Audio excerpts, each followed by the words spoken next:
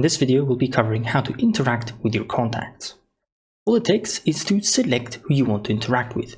As mentioned earlier, all the ways to select someone are displayed on this menu on the right. But you can also use a select all option if you simply want to select every result in your listing. This comes very much in handy when running bulk operations on larger listings. Of course, it's important to note that you don't want to just interact with anyone in your contact list, we're going to want to filter them as well. That's why it comes in handy to have pipelines and additional filters to exactly have those results that you want to interact with. That aside, once you actually want to start that interaction, they'll all be listed here at the bottom of the screen. This little menu will only appear when you actually make a selection. In fact, if I remove my selection, the bar disappears. If I make a selection again, the bar reappears. This is because these interactions will only run on the contacts that I have currently selected.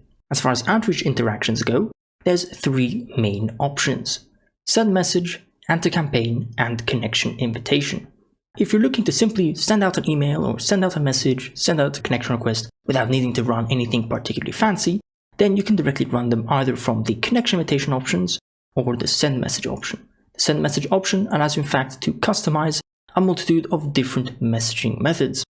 Jobin will also inform you how plausible those outreach methods are. In fact, with my current selection, I'm selecting a direct message approach, and Jobin is informing me that none of the selected profiles are in fact my first connections. Therefore, they're not going to be able to receive this message. And I'm being suggested to utilize a inMail option instead. If I pick the email option, I'm being told on who has or doesn't have an email address. And I can even switch between what type of email address I want to target. For example, if I'm targeting a work address, I'm being informed that only one contact actually has the work address I'm looking for, whereas the other two have an email address but not the preferred address. They will still receive the message because I'm setting it to be a preferential factor, but if I wanted to, I can also make this a must-have, and therefore they switch to a red warning because they are missing a work address. You can even select separate LinkedIn inboxes. So of course you can use the direct messages on LinkedIn Normal, inMails on LinkedIn Normal, but also the counterparts on Sales Navigator and Recruiter. Important to note is that if you have inMail credits from Sales Navigator, you will need to utilize the Sales Navigator inMail option. LinkedIn does not allow you to use Sales Navigator inMail credits through a normal LinkedIn inbox. Same applies to LinkedIn Recruiter. In my case, Jobin is also informing me that I don't have a Sales Navigator account, and therefore this type of inbox will not be available for me. For connection requests instead, I can pick the connection invitation option. This is also a more straightforward option as we're not doing anything particularly complicated. We're just sending an invitation. We can set if we want to add an annotation for the invite, so basically the note that comes together with the invitation. And we can also set if we want to add an automated follow-up. For example, if you want to write "thank you for connecting," or if you want to set a longer delayed follow-up to perhaps re-engage with a contact that doesn't seem to be responding. To set these up, simply press on the options that you want to enable. They'll be automatically redirected to compile, in this case the follow-up. You can compile the message as you see fit, and you can also add smart fields. Smart fields allow you to have a auto-compile the field for every recipient, because of course we're launching operations in bulk on multiple different contacts, but we don't want to lose the option of being able to personalize the actual contents. Since we're extracting these profiles in full, and therefore have all the data about the LinkedIn profiles that we need, we can in fact quote and mention this information by using these three buttons. As far as contact-related information is concerned, we can add them from the Contact Smart Field option. I can in fact, for example, quote the first name of the recipients, and this will accordingly adapt to each and every one of these recipients. If I often reutilize a same type of format, I can save my message as a template by using the Save Template As button here at the bottom right, and I can even load them in at any time from up here. So for example, I can load my job proposal follow-up message. To add some more details about smart fields, you can also add them about yourself. These come in handy when you're working in a group environment, so that any colleague that utilizes these same templates will be able to also make use of them without having to always change their own names in the signatures. Also comes in handy is the job smart fields. Any details that you compiled when setting up your job will be able to be quoted during this process. You can in fact mention what the salaries were, what the employer company was, what the role title, and so on. All you need to do is select what job you're referring to. So we can select the Java developer job in this case. And by pressing on Show Preview here at the bottom right, we can see how the message auto-compiles. We can in fact see that here it auto-compiles to the first name of the recipients. Here it auto-compiles to the role title of the job position that we're hiring for, and of course also our signature here at the bottom. Once we're happy with the message, since this is a follow-up, we can also set up a delay of how long we want to wait before sending this message. And do note that the follow-ups that are being sent with the direct connection request will only send out if the recipient does not reply to your conversation. This means that they've connected with you, but they're not responding. If they don't respond within 1 day's time, then this message will send out and will potentially re-engage with them and prompt them again on what you're offering. Once you're satisfied, you can press Use as Follow-up Message, and that will confirm your setting. The bypass feature allows you instead to bypass the LinkedIn connection request limit.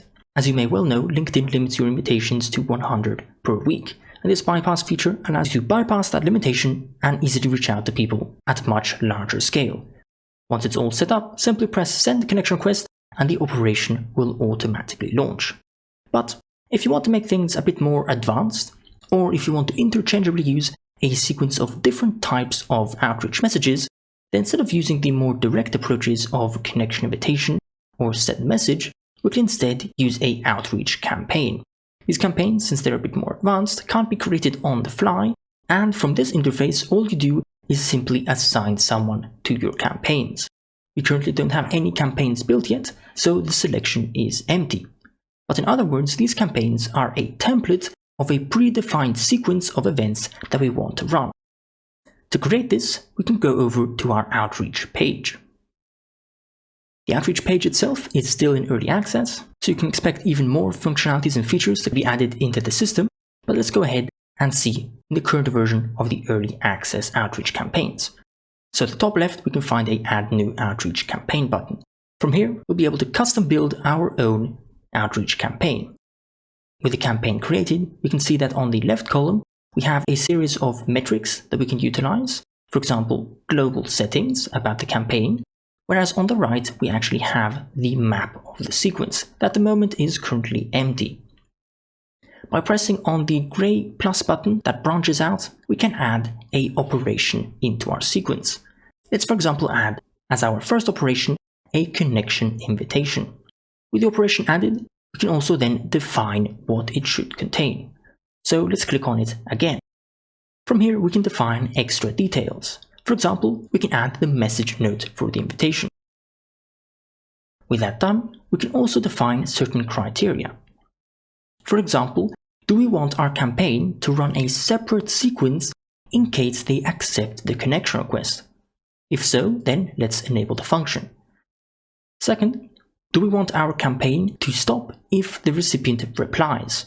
Since in most cases the purpose of reaching out to a contact is because you want them to respond and then interact with you, it's safe to assume that we probably don't want to continue running the automated sequence if they actually end up engaging and responding to us. We're instead going to want to custom write their message, potentially schedule the interview or calls that they end up agreeing to. With that set up, we can apply the changes, and we can see that our connection request has a series of branches going out of it. To explain what these branches are about, the accepted branch is the branch of sequenced events that will occur if the recipients accept the connection request. The replied branch is the sequence that will occur if a reply is detected, and the blank branch is instead the default sequence that will always occur if none of the other branches are detected. You will automatically be given a wait timer because this wait timer allows you to indicate how long you're willing to wait for the recipients to either reply or accept your connection request. When defining it, we can both set actual delay time, but we can also give it a name so we can more easily distinguish it. Now, let's think first of what do we want to do if the recipients accept our invitation. Now, the nice thing about Jobin.cloud is that since it's an all-in-one system, your outreach campaign doesn't exclusively need to be about outreach. You can in fact automate the tracking process of a contact as well. So my suggestion is that as soon as someone connects with you, it's opportune to actually assign them to a certain stage in our pipeline. So let's add a assign operator. And let's define what should be assigned. So as soon as someone accepts our invitation, let's assign them to a certain pipeline, our Java developer pipeline, and let's add them to the contacted stage. So like this, we know that anyone that accepts our invitation will automatically be moved to that specific stage of our workflow. If we want to, we can also add a specific substage to go a bit more in detail as well. For example, waiting for application, because we've now reached out to them, we'll be sending them follow-ups to ask for their CVs, but we are, well, waiting for them to still apply. So let's save those changes. And let's now think of what do we want to do after assigning them to this stage. Let's first send them a follow-up to thank them for connecting. So let's pick a LinkedIn message option. Since we're not going to want to send a message right away after they accept, let's give them a bit of time so it doesn't look as robotic. So let's add a wait timer of a couple minutes. And let's now define our LinkedIn message. From this LinkedIn message, we can also add different details. For example, what type of LinkedIn message should this be? Should it be a direct message or inMail? Since this sequence is within our accepted stage, it's safe to assume that everyone has become a first connection of ours, so we can safely add a direct message option. We can once again also specify that if a reply is detected, we don't want this message to go out, because it might not be coherent with the question that the recipients might have asked us. With that set up, we now once again have yet another branching out sequence. Now let's remember that these follow-ups will only send out if the recipient does not reply. If they reply, they will exit the campaign and the sequence will stop. This means that these follow-ups will only be sent to those that do not respond. So let's give them yet another amount of time to interact and respond to our first follow-up.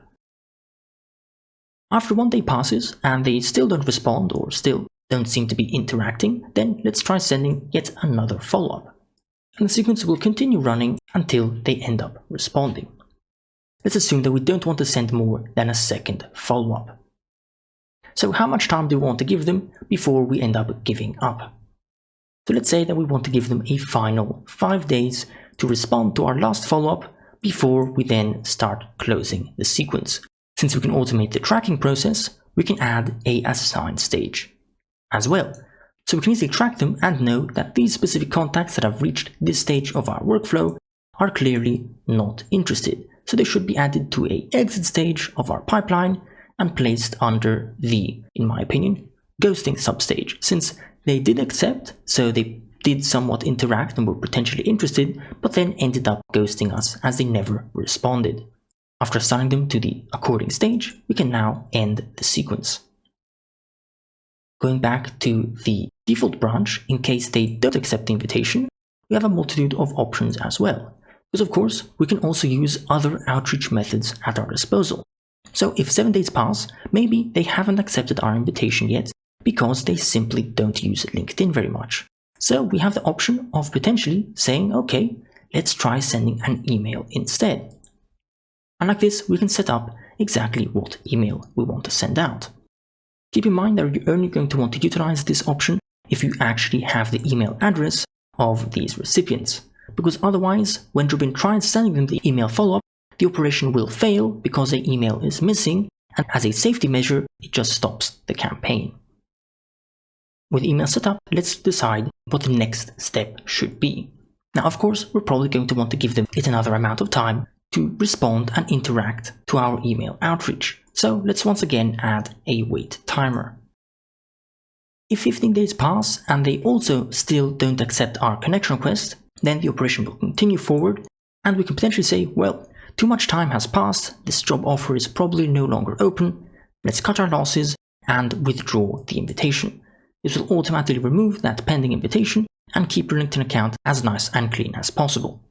After withdrawing the invitation, we can once again assign them as an unsuccessful exit to our pipeline.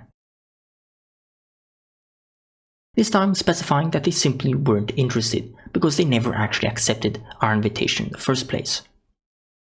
And we can then close the sequence. This is a somewhat basic type of workflow. Of course, if you don't have any alternative outreach method, like for example inMails or an email address, then you can also simply set up the sequence to withdraw straight away. But for the sake of example, I've added this email as well. Now, you may have noticed there's also an additional command in our operations that I haven't shown yet. And that's the condition operation. Now, this condition operation allows us to check for certain data within the recipients of the campaign, and if they meet those criteria, they can go down a special custom path. So let's try and see that in action, and keep in mind that this is a bit of a more advanced type of option, so if you want to keep things simple, then this is all you need. The conditions are a bit more of an advanced type of setting. So let's run an example on how I can use the condition. Now let's say that I want to keep track of everyone that I've sent an email to. So after sending that email, let's add another assign stage.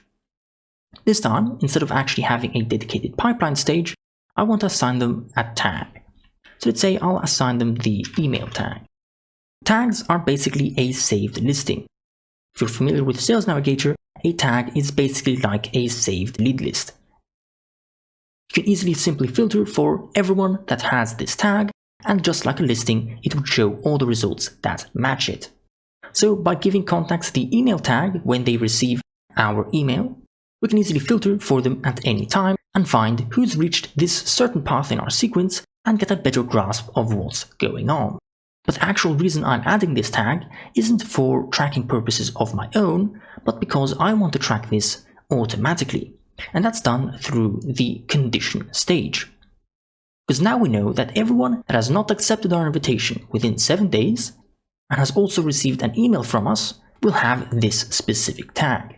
So once they do accept, instead of going down a more generic type of follow-up, which might not be as engaging, we can instead set up a condition instead. And let's add it after the thank you for connecting follow-up. Let's also give it a name so it's easier to remember. After we sent the thank you for connecting message, and after we've waited the 1 day amount of time, before sending the generic follow-up, we can add a condition. By adding a condition, we can now see that we have two paths in our sequence, a false path and a true path. If the contacts match the conditions that we're looking for, they will go down a true path. If they don't, they will continue down a false path instead.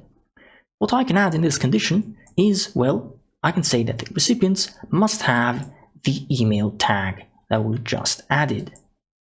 Like this, I can make a specialized sequence because I know that everyone that has this tag will exclusively have it if they've reached this specific point in our sequence.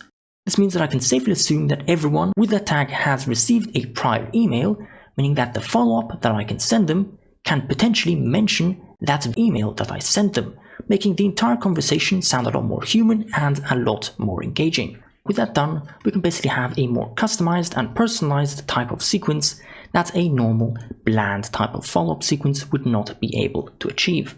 That's all thanks to these condition operators. And what I've shown is just one usage case for these conditions. You can of course use them for a myriad of other types of interactions. With all the fields defined and set up, we can now see at the top left that instead of saying that there's incomplete fields, we have a ready to start label. Before starting, make sure that you've defined all your sender info. If you're running LinkedIn operations, make sure to select what LinkedIn account you want as the sender account.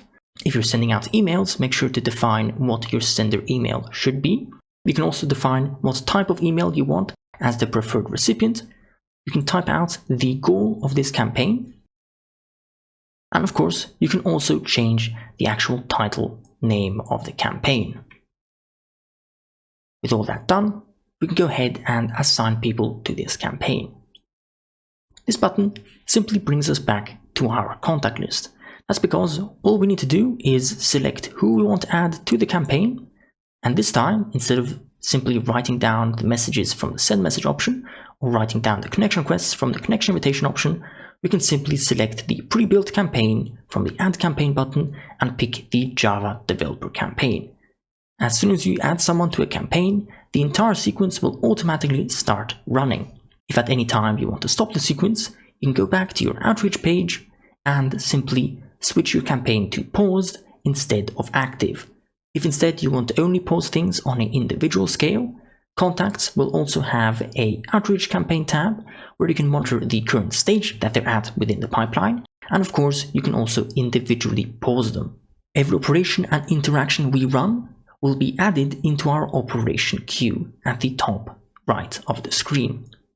Any LinkedIn messages, any emails, any connection requests, in general any operation will be added in here, and we'll be able to monitor how they are progressing, which one's finished, if any have been paused, and so on. You can customize the speed of your operations by using these buttons at the top of your operation monitor, where you can select how many invitations you want to send within 24 hours, how many messages, how many emails, how many imports, and so on. Once the limit that you've set is reached, your queue will automatically reschedule the operation until the end of the first 24 hours. All the operations in your operation monitor will automatically run in the background, so you don't need to worry about them. We can leisurely close out of the page, and all the operations will continue running for us. You can also find an operation history at the top right if we want to see past operations that have already been completed. If you're working in a larger team, you can also customize whose team members' operations you want to view by simply pressing on this icon. In my case, I'm the only member in my workgroup, so there's no one else to select. But of course, if you have more people, you can select them specifically, or simply select anyone to see all operations that are currently running in your workgroup. This pretty much covers the outreach functionalities of Jobin.cloud, and you've also completed the general basic course. If you've watched all videos so far, you can now safely say that you've learned all the basics about Jobin.cloud. There's still lots of other pages that we can cover, lots of other buttons and functions, but there's no need to learn everything right away. Better to familiarize yourself with these basic functions that we've covered so far in the course, and once you're comfortable with them, we can start going into the extra pages, features, and functionalities that Jobin.cloud provides.